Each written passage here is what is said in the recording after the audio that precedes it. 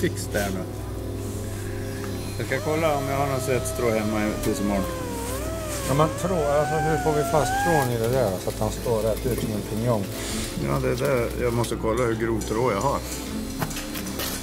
Jag har ingen gängstänger och bara... Det spelar ingen roll om du inte får sätta någon mutter på insidan. Har du någon rostbjörare då? Nej. Har du någon järnhandlare då? Nej.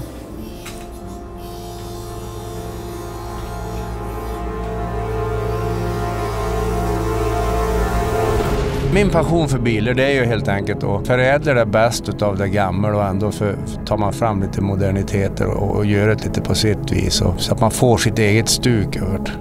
Balansen mellan det gamla och ny, det är ju där som nyckeln till framgång ligger. Kan man få ihop gammalt och nytt utan att man går över gränsen, alltså att man inte tar bort själen i den gamla bilen men ändå så plockar man på moderna grejer och liksom gör så att han blir körbar och ren att se på. Det är en otrolig balansgång, för det är jättelätt att gå över gränsen och då förstör man hela alltihopa.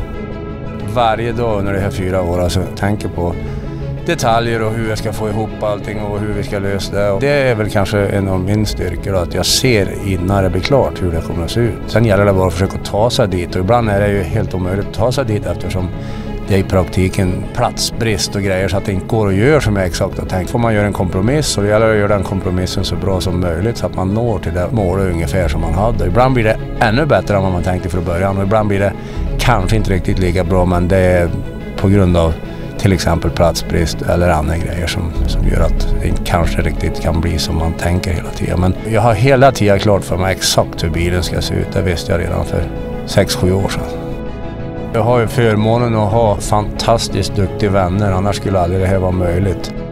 Men vi är ju 3 huvudpersoner just som har varit med hela tiden här, och det är ju Otto Tillander och Jörgen Persson.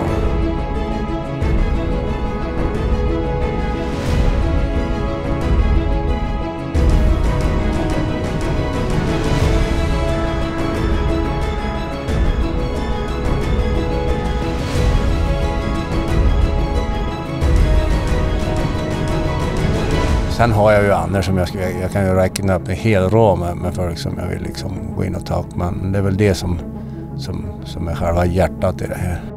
Jag heter Johan Eriksson och är bildesigner och bilbyggare.